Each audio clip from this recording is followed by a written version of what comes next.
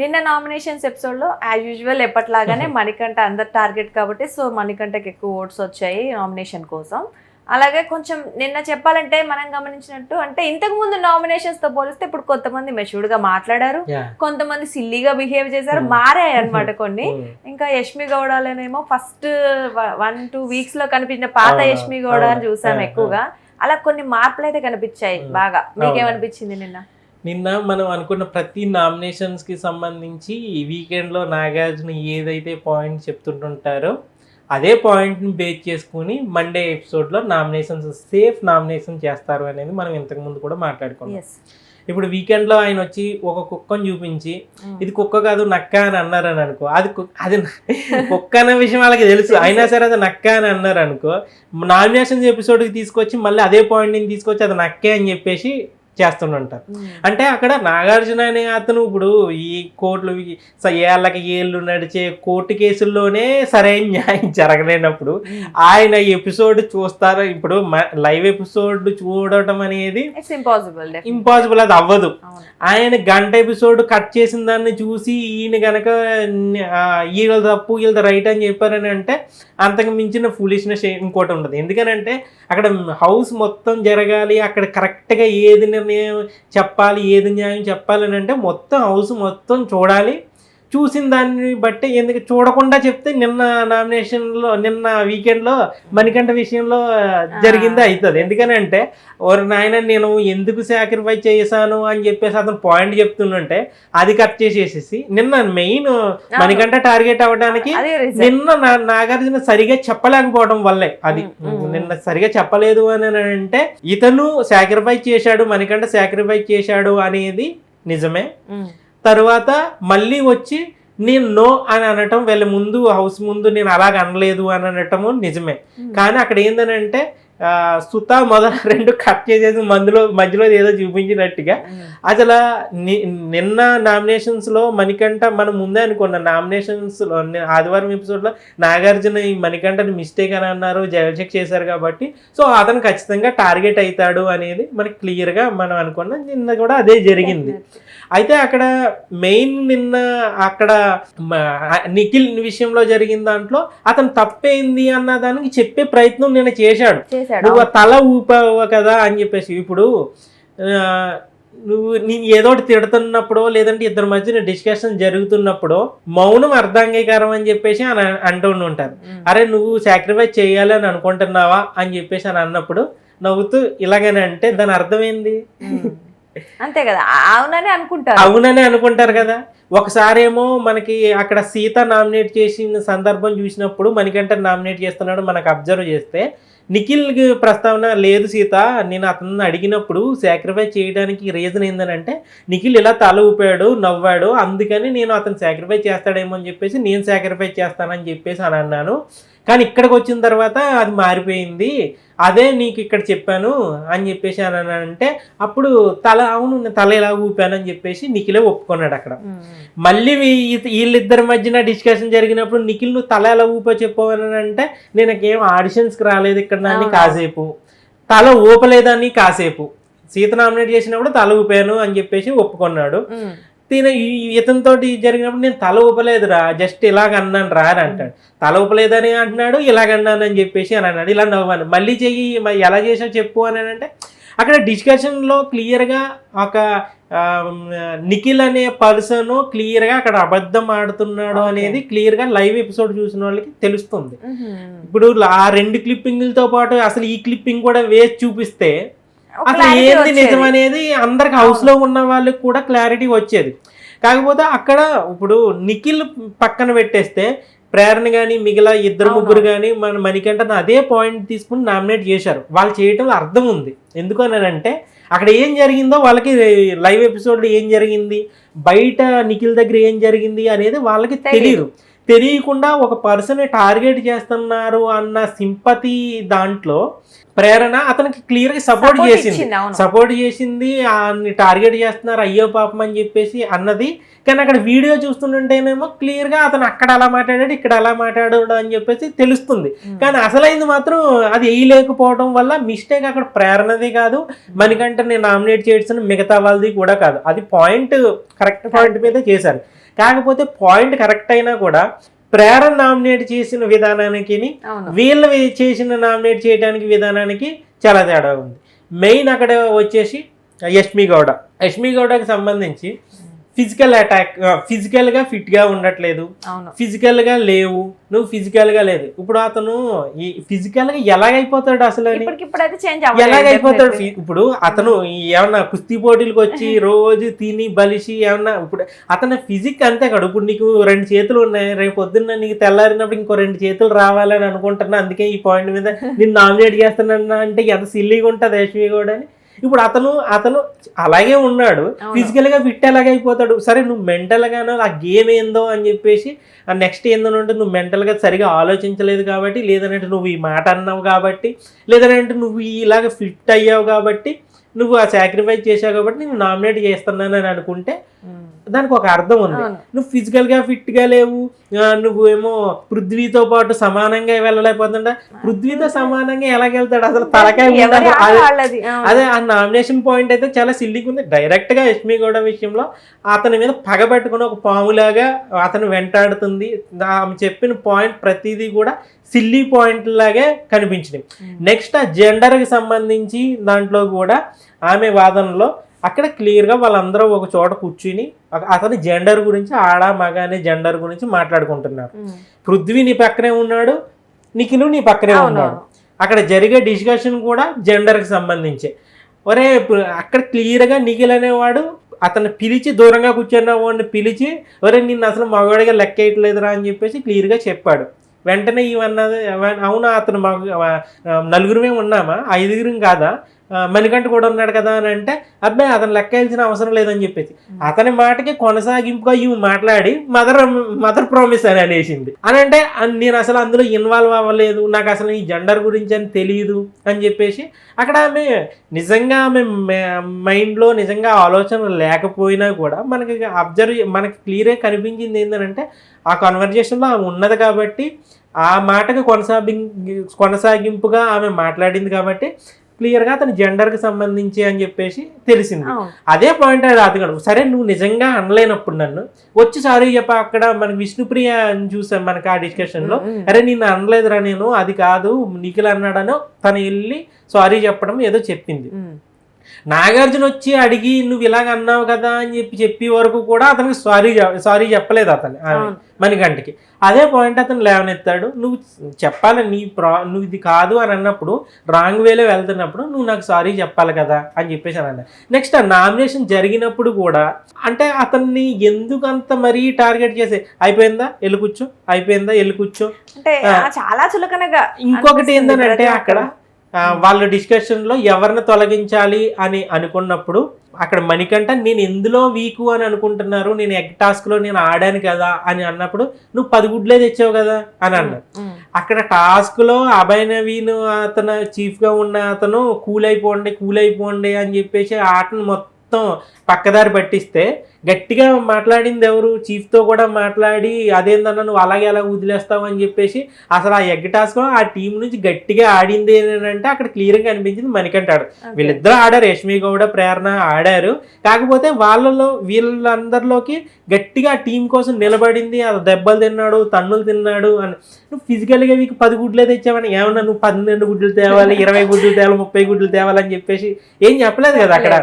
అక్కడ అతను ఎంత అతనికి ఎంత కేపబిలిటీ ఉందో దాన్ని బట్టే అతను ఆడాడు. అసలు నువ్వు అసలు ఎఫెక్టే పెట్టలేదు అని అనటం అక్కడ బ్లండర్ క్లియర్గా కనిపించింది అక్కడ అతను పెట్టాడని. నెక్స్ట్ వచ్చేసి ఇతనికి సంబంధించిన దాంట్లో నువ్వు ఆడలేదు అనేది పదే లాస్ట్కి వచ్చేటప్పటికి నువ్వు నా మీద పగతోటే నువ్వు చేస్తున్నావు అని అన్నప్పుడు, ఎస్ నేను పగతోటే చేస్తున్నా, నువ్వు నా ఈ హార్ట్ బ్రేకింగ్ ఏందో అన్నది ఎవరికి అర్థం చెక్కట్లేదు. ఇప్పుడు నిజంగానే హార్ట్ బ్రేక్ అనేది అనంటే అంత బలమైన కారణం ఏమున్నది అని అంటే మనకు గుర్తుండేది కదా. నిజంగానే అతను నిజంగా వెన్నిపోటు బిగ్ బాస్లో ఇలాంటివి చాలా ఉంటాయి. అసలు ఏంది అనేది అన్నవాడు మనకంటే మర్చిపోయాడు. చూసి ఆడియన్స్ కూడా ఏం చేశాడు రా బాబు అని. క్లియర్గా అతనికి అక్కడ సేఫ్గా మణికంఠ అనేవాడు ఒక ఉన్నాడు, ఆడి మీద వేసేస్తే ఏ గొడవ ఉండదు. అసలు అయినా ఈవిడ ఫస్టే అప్పుడు చెప్పింది ప్రతి నామినేషన్ లో నీ నేను పేరు ఉంటాను అని తీసుకురా. అదే చెప్పేసి. చెప్పినా బాగుండేది. ఇంకా నేను ఎలాగో ఆల్రెడీ చెప్పేశాను కాబట్టి తీసుకున్నా బాగుండేది, ఇదంతా చెప్పకుండా. అదే కదా, ఇప్పుడు ఆమె క్లియర్ గా మణికంఠ విషయంలో ఒక చిన్న చూపు అనేది అతన్ని మాట్లాడకుండా చేసి, మళ్ళీ అది విచిత్రమైన వాదన ఇంకోటి ఏంటంటే అక్కడ కూర్చున్నప్పుడు నువ్వు నాతో డిఫెండ్ చేసి లేదు నేను స్ట్రాంగే అని చెప్పేసి అని ఉంటే నా నిర్ణయాన్ని మార్చుకునేదాన్నేమో అని అన్నది. ఓ నా నిర్ణయాన్ని మార్చుకోవడం అంటే అసలు అతను అక్కడ మాట్లాడుతుంటే నువ్వు మాట్లాడొద్దు, నా నిర్ణయం ఇది, వినాలి. నువ్వు వినాల్సిందే అని చెప్పేసి అలా నోరు ఎత్తుతుంటే నోరేసుకుని పడిపోతుంది. Exactly. ఇంకా నువ్వు నన్ను ఇంకా నువ్వు మాట్లాడితే నేను నిన్ను సెలెక్ట్ చేసేదాన్నేమో అని చెప్పేసి అన్నాను. అది తను ఫ్లిప్ అవడానికి ఇంకోటి ఏంటంటే అతను ఎంత చిన్న చూపుగా నిన్న అతను మనకు పృథ్వీ ఒక డ్రెస్ చేసుకున్న తర్వాత చూడండి వీరాది వీరుడు వస్తున్నాడు అని చెప్పేసి పృథ్వీ గురించి చెప్పినప్పుడు చాలా వెరీ హాట్గా ఉన్నాడు అని చెప్పేసి విష్ణుప్రియ అంటున్నప్పుడు అక్కడ అంతే అతను ఎంత చిన్న చూపు చూస్తున్నారు అని అనటానికి ఎగ్జాంపుల్ నీకంటే మనకంటే హాట్గా ఉంటాడు అని అన్నారు.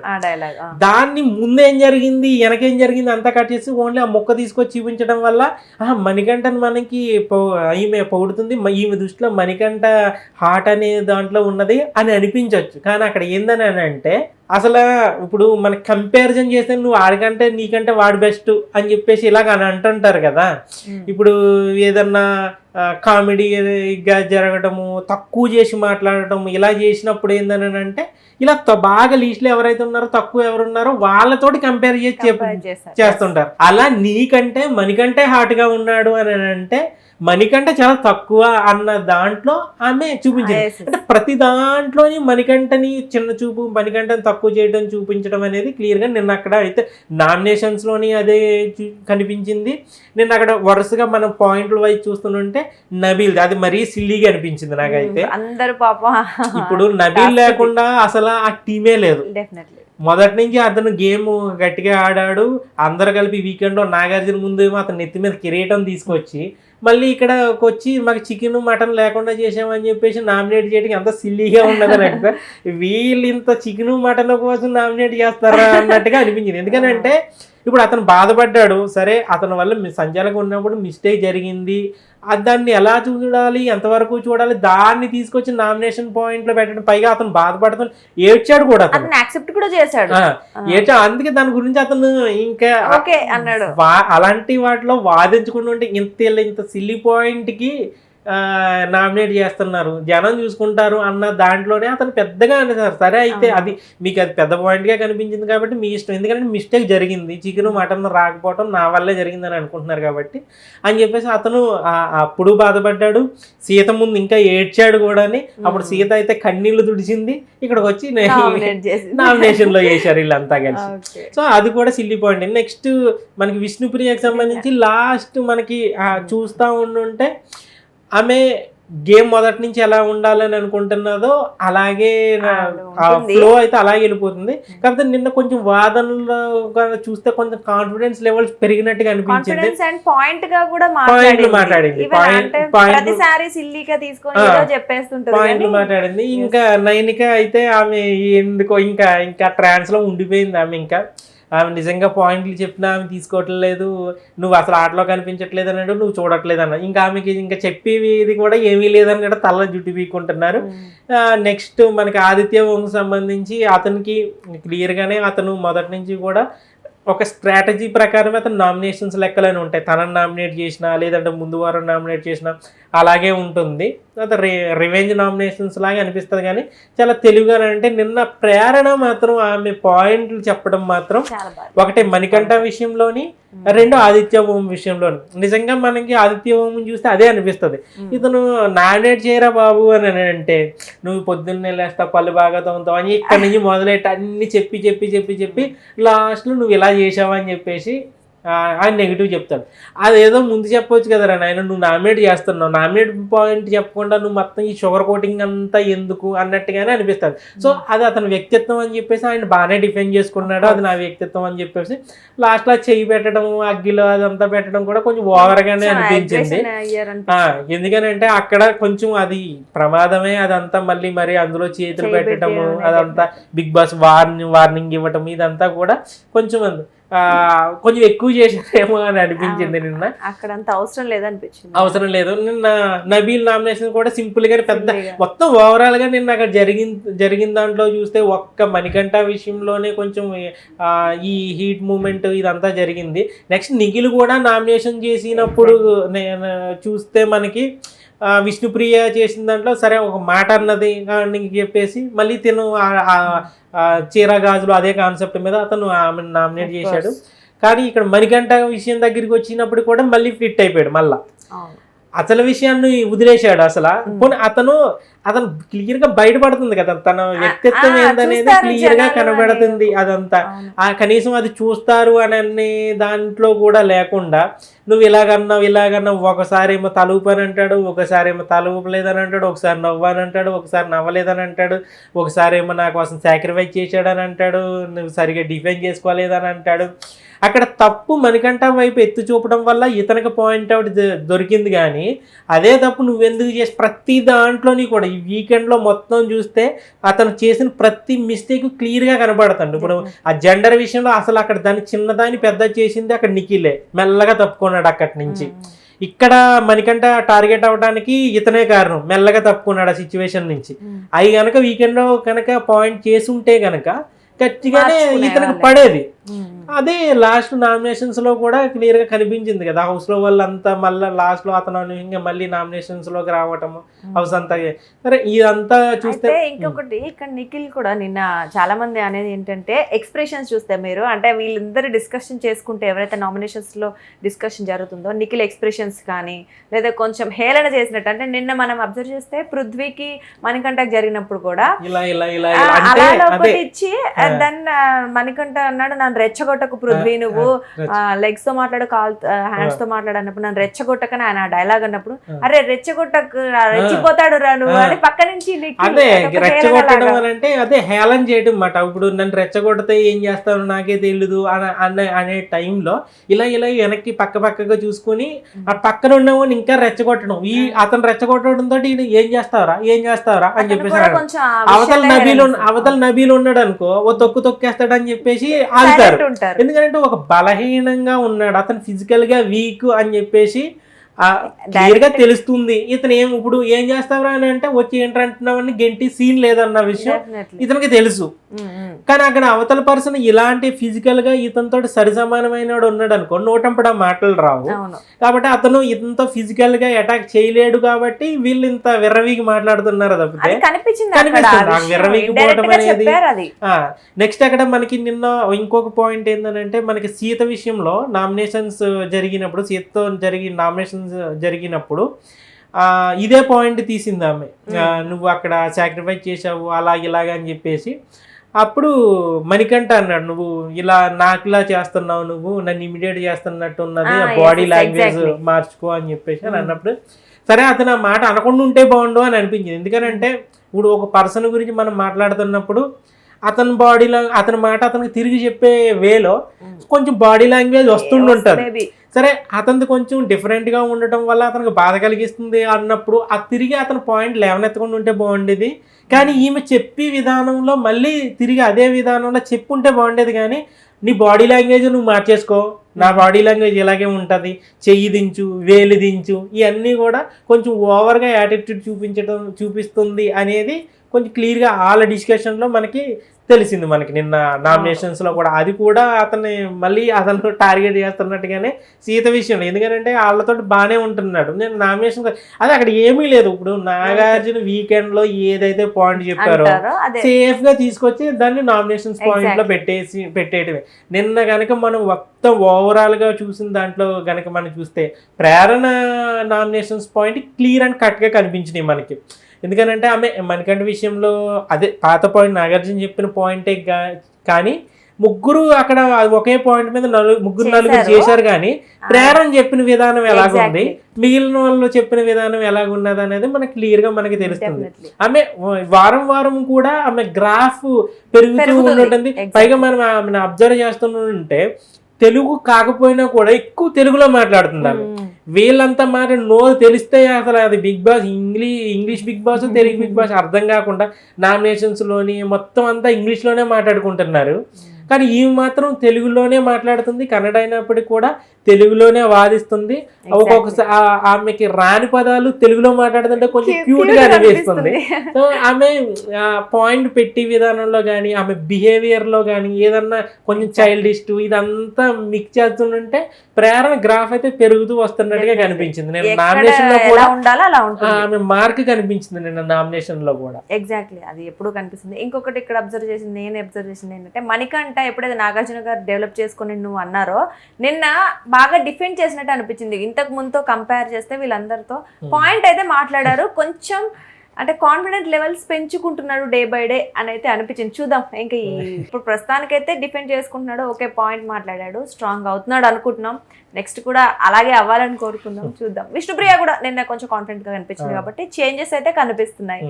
ఏం జరుగుతుందో ఈ వీక్ లో తెలిసింది.